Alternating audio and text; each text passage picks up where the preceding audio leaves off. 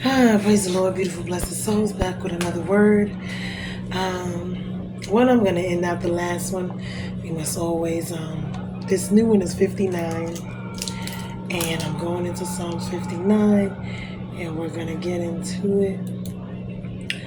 And I'm going to read a little bit of it and then we'll get into it.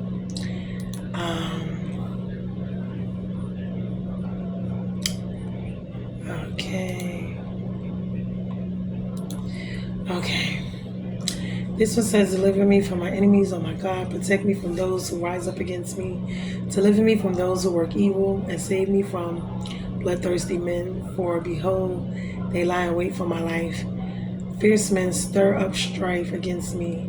For no transgression or sin of mine, O Lord, for no fault of mine. They run and make ready. Awake, come to meet me and see. You, Lord God of hosts, are God of Israel. Rouse yourself to punish all the nations. Spare none of those who treacherously plot evil, Salah. Each evening they come back, howling like dogs and prowling about the city. There they are, bellowing with their mouths, with swords in their lips, for who they think will hear us. I'm going to end it there. Now, this one is going into basically talking about how people plot, they lie, they steal, they kill. And, going back into one before this one, it's talking about Saul, how, Saul was rejected by God after, and that's because of his disobedience. So God chose David as his successor. And so Saul's mission was to keep David from becoming king, and that's what he kept doing. And so he's thinking in his own mind he could stop God's plan, which he cannot. God no longer wanted him to be king. He was not going to be king. He did all of what he wanted. This is why he wanted to kill David, because one, that would be disobeying God, but it was going against God's final word on the situation. Saul did not agree, and we find ourselves doing these things, but we must understand God is in control. And although he plotted and planned all of these evil, wicked things with these people that conspired against David with him, we got to understand, they were looking to assassinate David, basically. And God, it's like every time they tried to do something to him, God just didn't let it happen. So when we see things happening in our lives, we have to thank God for the things we don't know about, the battles and things we don't know about. Because a lot of times, even with the bad things that go on in our life, they're good things, because we don't know what God had, in allowing those bad things to happen. Deter us from even worse things from happening. So we must understand that too. So I'm going to read a little bit of the commentary, and then I'm going to go ahead and I'm going to read what I have.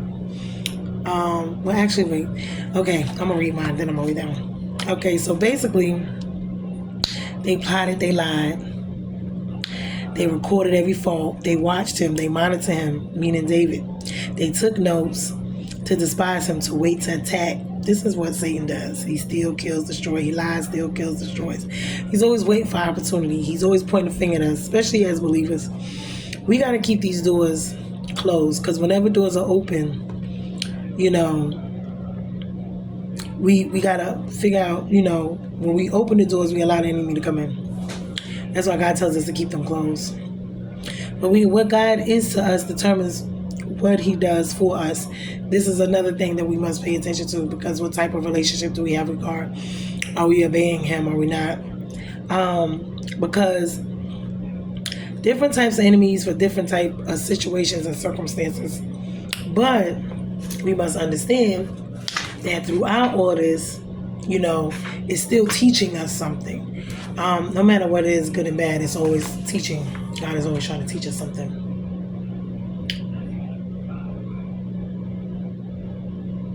So like I said, depending on your relationship with God. But see, God sees, God sees and knows all your circumstances, all your situations. He knows all of your enemies. He knows all of their plots and schemes and what they're doing. So pray, talk to God about it. Do not try to defend yourself, because allow him to defend you.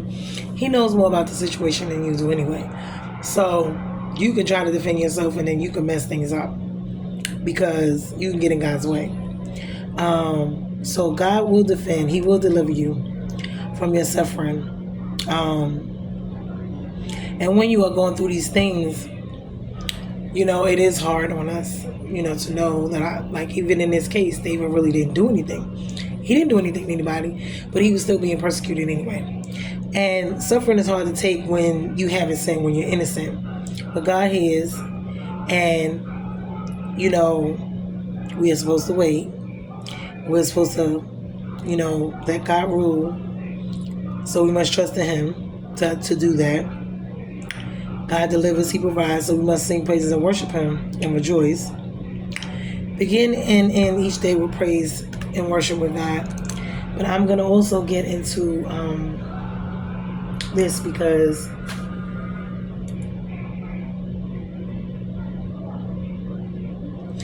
okay, let me read this part. Now I'm trying to make sure I got all my notes because I wrote notes from everywhere. Okay, so although, these things were going on, because Saul was violently jealous, and this is where covetousness, jealousy, enviness, pride, pride and ego come in, because a lot of us have those things, and we'll be having issues with people for no reason.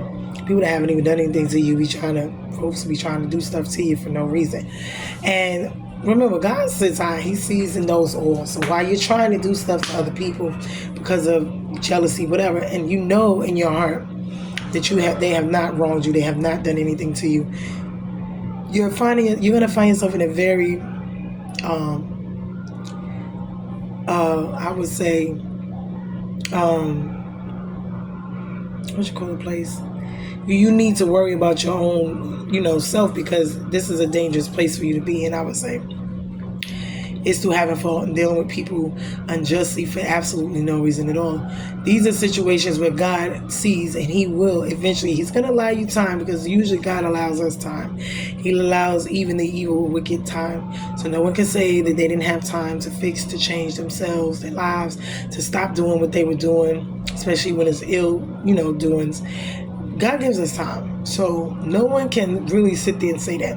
And He gives you time to either fix the situation on your own, or eventually He will step in.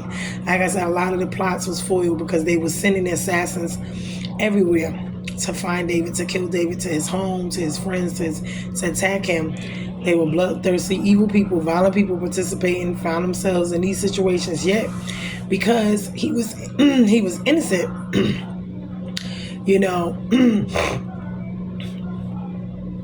And the request was made out to kill him when he didn't do anything to anybody. So those who lurk to attack and do these type of things, they becoming prey, meaning he became prey. And they even know that their plots, are based on evil, which is sad. And this is where people will go in on things that they know are not right. When a group of people is trying to kill somebody, they beating up on someone, they're slandering. We have to be very careful, because God watches these things and He knows these things. And, when you start to do these things, there is consequences. People tend to think there's no consequences and nobody's going to know. They're going to get away with it, even though they weren't the main ones. But you were in on it. And because you were in on it, because, you slandered, or you lied on, or you betrayed, or whatever it is you did to these people to ruin them, to ruin their lives, to ruin their careers, to ruin their families. It could be anything. It could be, marriages when, outsiders sleep around. It could be, at your job when you're getting someone's fired. It could be with your children, if someone's lying on your children or doing things, to you and your children, someone who just doesn't like you, whatever the case may be. When you are trying to plot to destroy people, and make a mockery of their lives, mentally, it could be emotionally, it could be physically, and it can also be financially.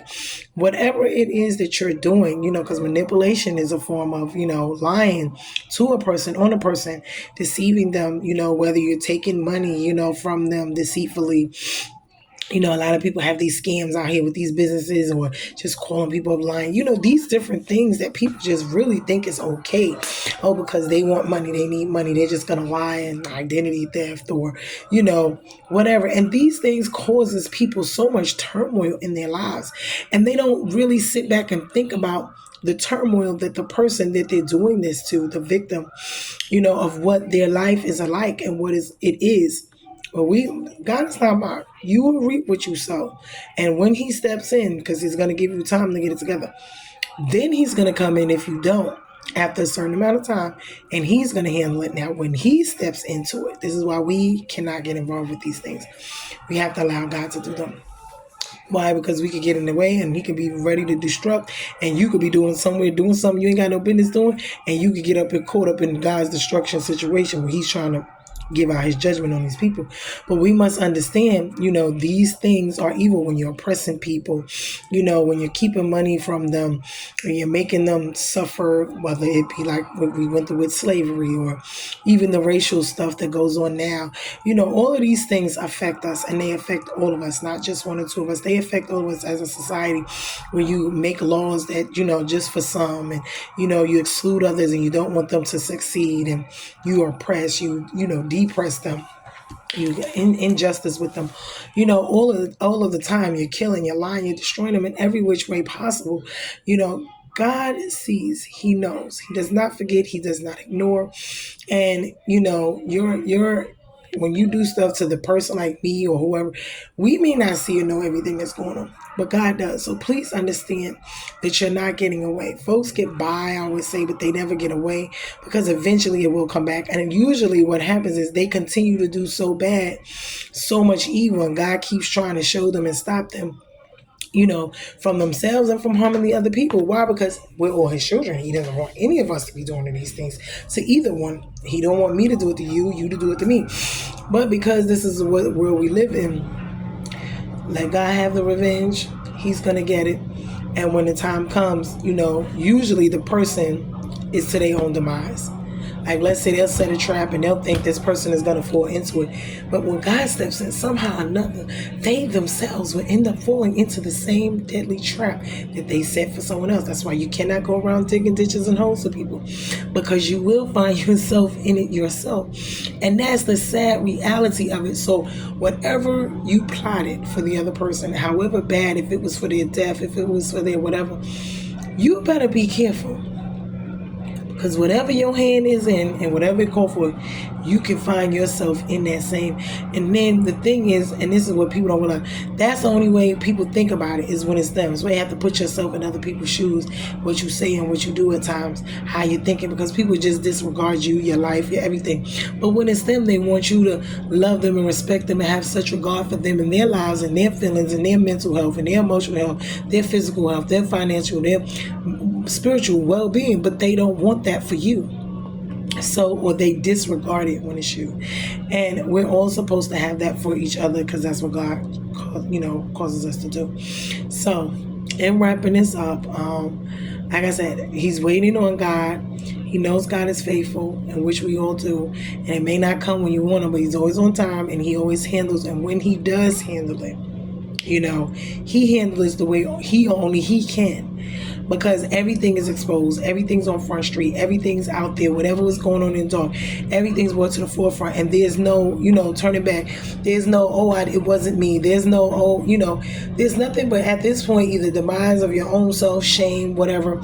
Because once it does come out, all of the information, then the reality of it is you're there. You have to deal with what your hands go for, what you actually did. So when we look at this, these people in this world, they do not pay it any mind. But God is not ignoring any of it. He sees everything. He looks high, he sees low. Whether it's done in the dark, whether it's witchcraft, whether it's sorcery, whether it's mind control, manipulation, whether it's out of pride, out of ego, vengeance, jealousy, covetousness, whatever it may be. When people are just out here doing stuff to people, and it's really for no reason, and sometimes folks have a reason to do stuff, meaning you have issues, but that doesn't mean you're supposed to just, go to that extent to where you, do certain things that just ridiculously, And we're supposed to be peacemakers and try to make peace and do the things the right way anyway. So, and this is what God calls us to do. That's why we're not supposed to have vengeance. We all have our issues. We all have our stuff going on within us. We all human beings. We all hurt. We all, bleed. We all have feelings. We all love. We all, so no matter what race, age, color, creed, ethnicity, it doesn't matter. So we must take these things into consideration, because God does, and He sees, and He knows, and He is going to repay. So God bless. I hope this message was good for you guys. It blessed me, and I hope it blesses you as well. And we have to be mindful of each other in our lives, respect one another, love one another, no matter how indifferent or whatever the situation is, and just move forward. Allow people to have their lives and live their lives, and you have your life and live your life, and that not be trying to cause any type of turmoil. We're here to be a blessing and not a lesson. We're here to love and teach and be there for one another, not to do all these evil, wicked things to each other. That's not what God made us for or put us here. We all human beings. We all have the same basic needs and wants in life, and that's why God created the world and put us here for us all to share. So we must understand these things. We all have rights, civil rights, human rights, whether anyone likes you or not, whether they agree with you, no. They're not, they do not have, God doesn't even interfere with our will, our free will. So how can a human being? Be blessed, you guys. I hope you enjoyed the message. Later to the next one.